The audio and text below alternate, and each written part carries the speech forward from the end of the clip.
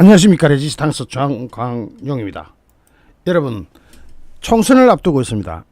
이런 상황에서 전 세계는 어떻게 흘러가고 있고 대한민국은 그 중에 어디에 있고 여기에서 어떤 길을 찾아야 되는지를 고민하면서 이번 총선을 어떻게 치러야 될 것인가, 여기까지 연결을 해볼 필요가 있습니다. 이 영상은 정말이지 좌파라고 자부하시는 분들이 좀 보셨으면 좋겠습니다. 우리는 EU 하면 미국과 비등할 것으로 생각했습니다. 물론 비등한 부분도 많죠. 우선 EU의 인구는 5억 1천만 명 정도 되고 미국의 인구는 3억 4천 정도 되니까 인구로 볼 때는 미국보다 많습니다. 그런데 EU가 세계 GDP, PPP 기준 GDP에서 차지하는 EU의 경제 비중이 얼마나 몰락하고 있는지를 한번 보십시오. EU 자체적으로 그 해에 GDP 성장률이 어떻다 저떻다, 또는 독일, 프랑스, 영국 뭐 이런 데가 어떻다, 의미가 별로 없습니다. 전 세계 경제에서 EU가 차지하는 비중이 15%를 넘어가지 못하고 있습니다. 더 하락하고 있습니다. 원래는 30% 가까이 갔습니다. EU가. 그래서 G7 하면 세계 경제가 거기에서 다 흔들리는 것 같지만 사실은 EU가 이렇게 몰락하고 있었던 겁니다. 많은 분들은 잘 모르셨고 관심도 별로 없었을 겁니다. 그런데 중국 이야기 하려면 EU부터 먼저 보는 게 맞습니다. 국제통화기금 IMF가 집계한 2022년 기준 미국과 EU의 GDP 국내 총생산, EU가 나라 숫자가 27개 나라가 있습니다. 그 회원국을 몽땅 27개 나라를 몽땅 다 합치면은 미국 GDP의 65%밖에 안 되는데, 더군다나 유럽에서 큰 소리 좀 친다고 하는 나라의 GDP와 미국 한 개 주의 GDP를 따져보면 미국 50개 주 중에서 제일 GDP가 높은 잘 사는 주가 캘리포니아 주입니다. 캘리포니아 주보다 앞서는 나라는 독일밖에 없습니다. 나머지 프랑스, 영국, 그건 뭐냐? 자, EU 회원국 따질 때 영국은 브렉시트를 했기 때문에 뺍니다. 일단은 빼고 시작하는데 영국을 더해도 마찬가지입니다. 도대체 이게 왜 이럴까? 처음에는 그렇지 않았다는 것이 이 지금 차트를 보면 나오죠. 1980년대까지만 해도 전 세계 GDP의 30%를 EU가 차지하고 있었습니다. 이제는 절반밖에 안 됩니다. 왜 그럴까요? 유럽을 지배하고 있는 정치 체제가 어떤 거냐면 대부분 다 그런 건 아닙니다. 삼인주의가 그쪽에서는 도덕적 기준이 되어 있습니다. 이를테면 우리나라에 있고 미국에는 없는 게 비례대표제 국회의원이죠. 우리 비례대표제를 어디서 가져왔냐? 바로 유럽 삼인주의에서 흉내내가지고 하나 덜컥 갖다 놓은 겁니다.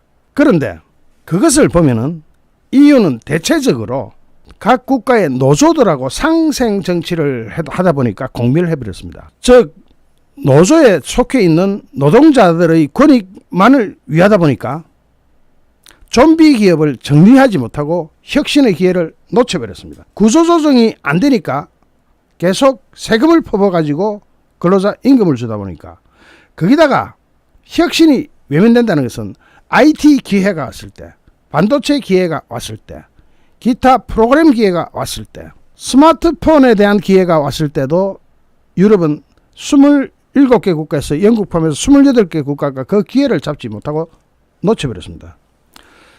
세계 스마트폰 시장의 65%가량이 삼성과 애플이 나눠 가지고 있습니다. 전 세계에서. 그런데 거기에서 유럽 스마트폰 이름 난 거 혹시 들어보셨습니까? 차라리 중국은 그래도 명함이라도 냅니다. 유럽은 상실해버렸습니다. 기회를 왜 다 놓쳐버렸느냐? 혁신의 찬스가 여러 번 왔는데 EU는 왜 놓쳤을까?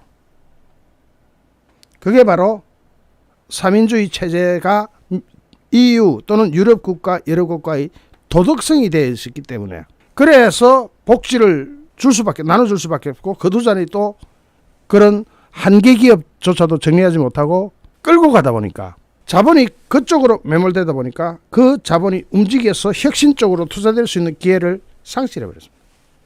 AI 시대가 오고 있습니다. EU에서 또는 유럽에서 AI가 위력을 발휘하나요? 오히려 우리나라 삼성전자 갤럭시 24가 아예 스마트폰 안에 AI를 실어가지고 13개 국가 언어로 통역을 해야 됩니다. 여기에는 다른 데를 링크해서 다른 AI 체계하고 링크해서 가져오는 게 아니라 삼성 스마트폰 안에 들어가 있습니다. 혁신 중에 혁신입니다. 어쩌면 이걸로 아이폰을 능가할지도 모릅니다. 아이폰이 33%, 삼성이 30%, 그 3% 차이를 이번에 나온 걸로 넘어갈 수도 있습니다. 혁신이라는 게 이런 겁니다. 그런데 우리나라도 자칫 위기가 많았습니다. 좀비 기업을 정리하지 못했다가 그동안 정리를 좀 해왔는데 지금도 마찬가지 좀비 기업은 아직 있습니다. 특히 건설업계에 들어있죠. 그런데 거기다가 EU는 인재 유출에 대해서 경각심이 전혀 없습니다. 왜냐? EU 안에서 유럽의 27개, 28개 국가 안에서 그 인재가 뭔가를 도전하고 스타트업을 차린다든지 뭔가 도전하고 혁신을 추구했어야 되는데 거기 보니까 다 고리타분한 기업들밖에 없다 보니까 이 인재들이 다 어디로 가냐면 미국으로 다 가버립니다. 지금 미국을 쓸어담고 있는 모든 인재들은 다 대부분 고향이 유럽입니다. 당장 일론 머스크만 해도 남아공 거기서 캐나다로 갔다가 미국으로 갔죠. 기회가 거기 있기 때문입니다. 왜 미국에는 비례대표 국회의원이 한 명도 없는지를 이걸로 대비해서 알 수가 있습니다.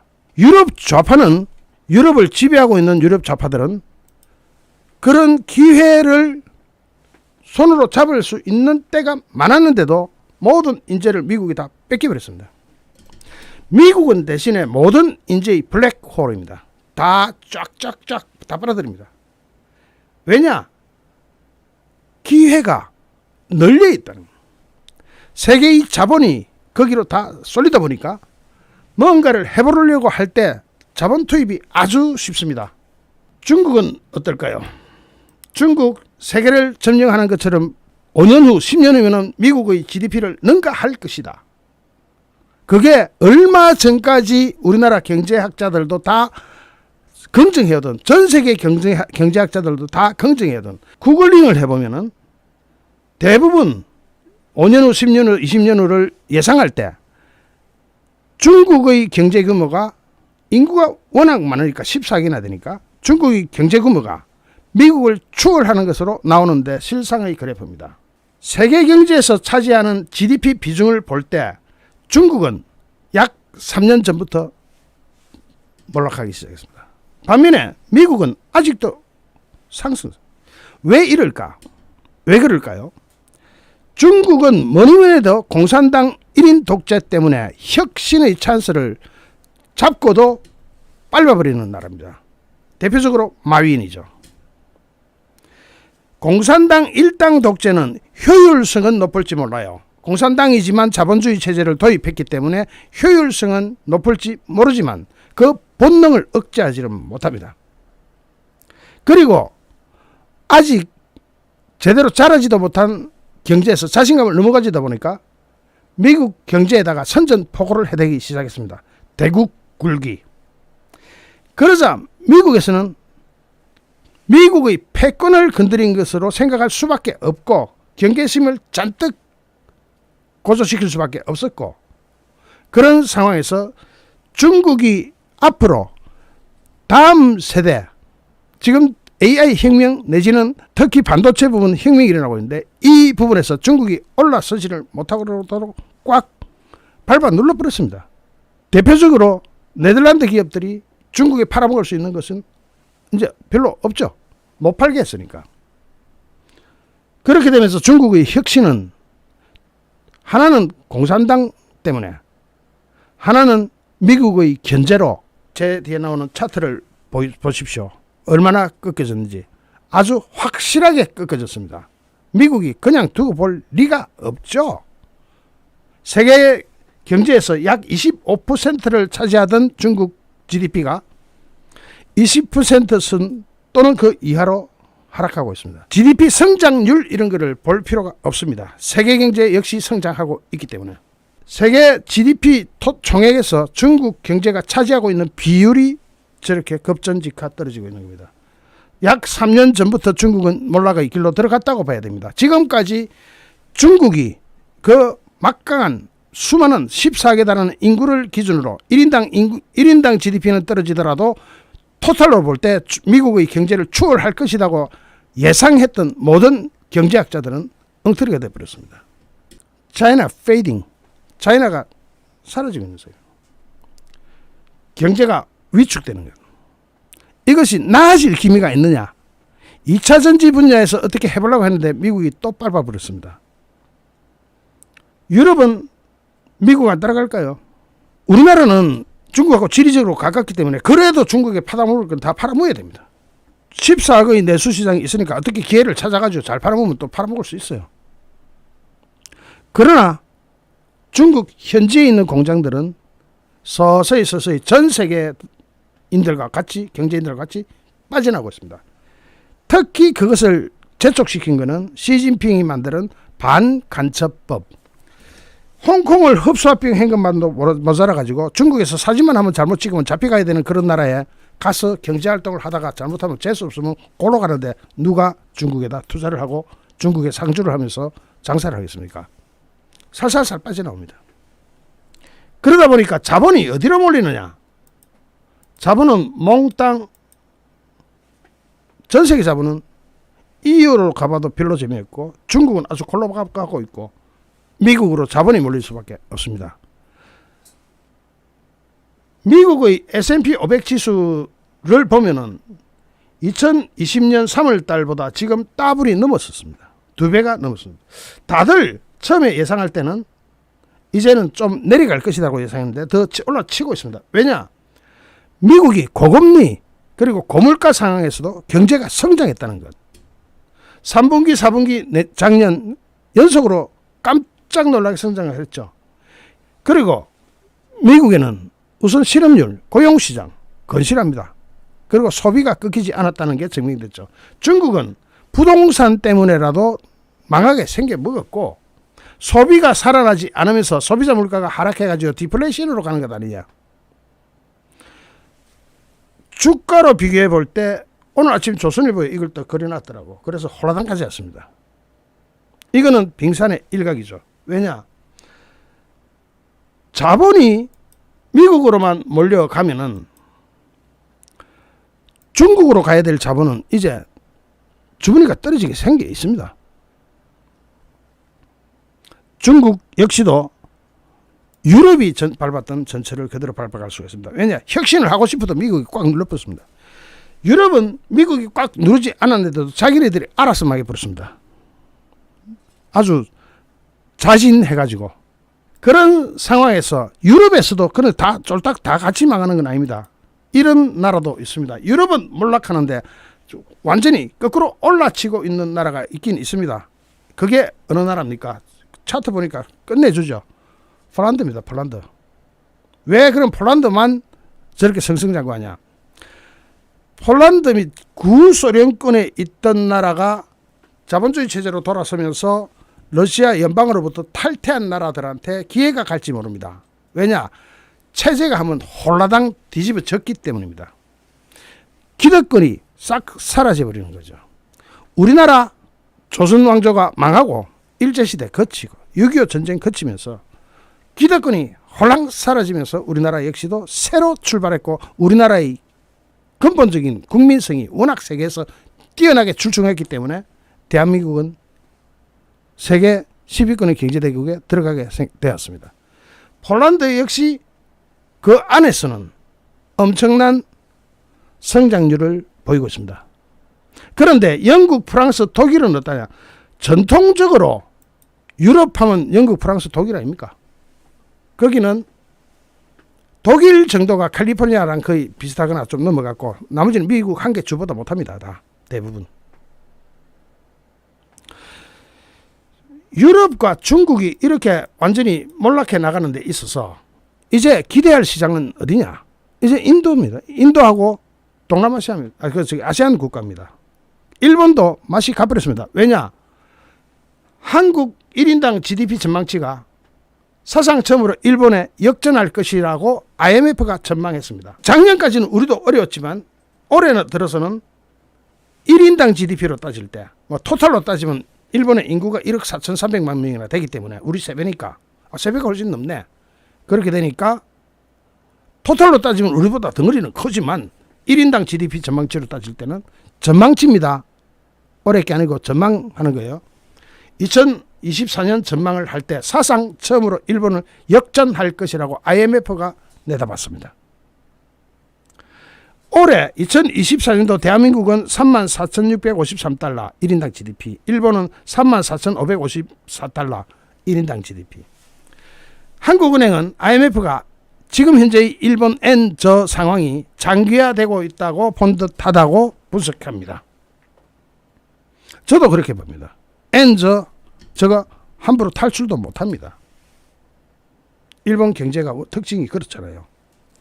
자, 그러니까 일본은 일본대로 고착화돼 가지고 1인당 GDP로 따질 때 우리보다 뒷줄로 한번 역전당하면 이제 못 따라옵니다.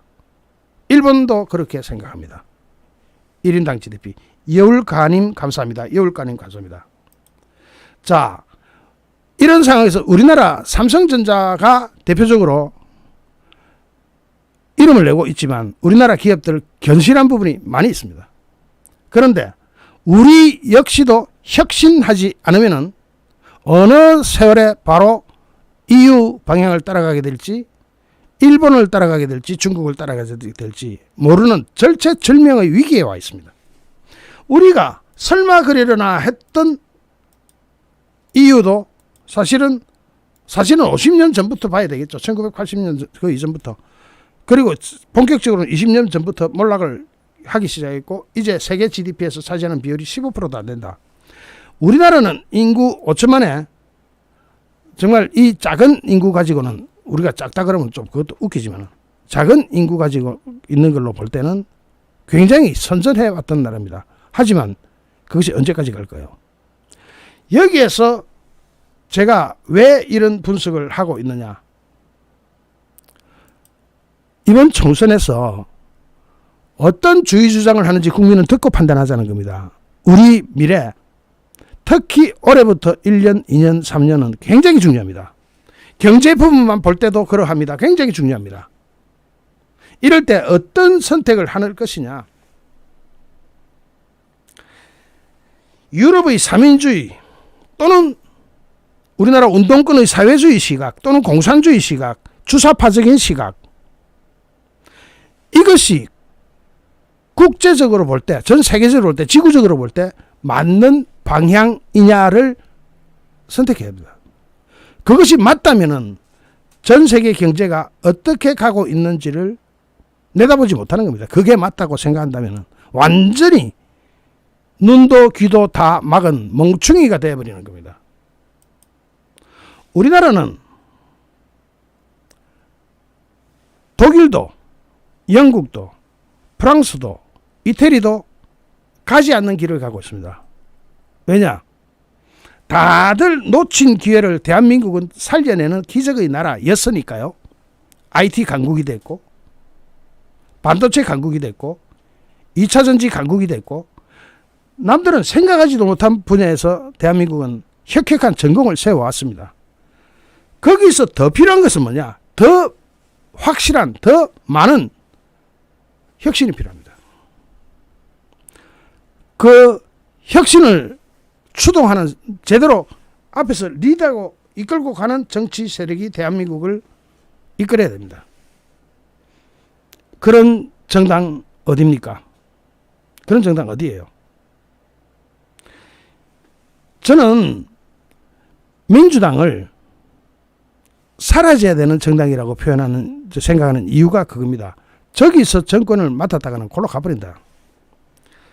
세계가 너무 빠르게, 특히 세계 경제가 너무 빠르게 변하고 있기 때문에 이 혁신의 순간에 그것을 놓치고자 하는 그런 기운이 저쪽에서는 많습니다. 386, 486, 586, 686 데모하던 사람인데 학교 다닐 때 공부나 제대로 했습니까? 공부할 시간이 어디 있어요? 여차하면 깜방에 가야 되는 거고. 그런 사람들이 정치를 잡아가지고 이런 세계적인 경제 이야기를 할 수 있을까요? 중국도 3년 전부터 몰락했는데 절대로 다시 그 분위기를 살려내지 못할 겁니다. 유럽은 이유는 아예 모든 혁신의 기회를 발로 차버렸고 중국은 밟혀버렸습니다. 우리는 센 놈 쪽에 붙어야 됩니다. 뭐 다른 거 없습니다. 부자 옆에 있으면 부자 된다는 이야기 들어봤었죠. 센 놈 쪽에 붙어야 되는 거예요. 지금 세계의 최강국은 누가 아무래도 천조국 미국입니다. 군사적으로도 그렇고 특히 경제적으로 볼 때도 그러합니다. 그런데 아직도 댓글들을 보면은 인터넷 댓글들을 보면은 미국을 악마화하는 사람도 있습니다. 민주당한테 세뇌당한 사람들이겠죠.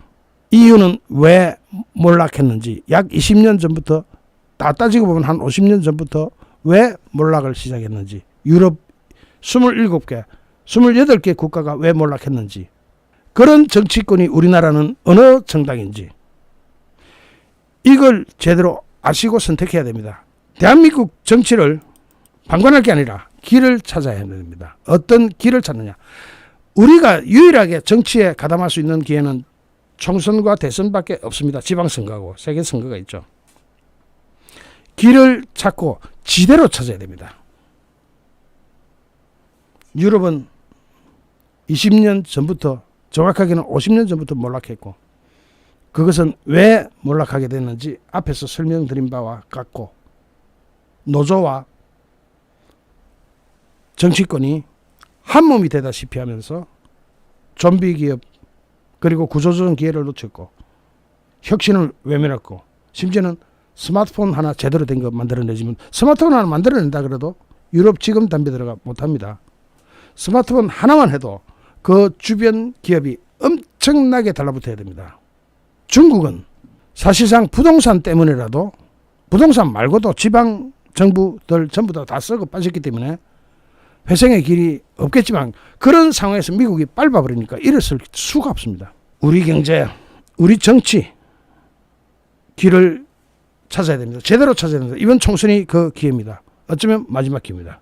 마지막 기회입니다. 특히 좌파 시청자가 계시다면 이 방송 듣고 제대로 한번 따져봐 주시기 바랍니다. 잠시 후 또 다른 주제로 여러분을 찾아뵙겠습니다. 시청해 주신 여러분께 진심으로 감사드립니다. 여러분 고맙습니다.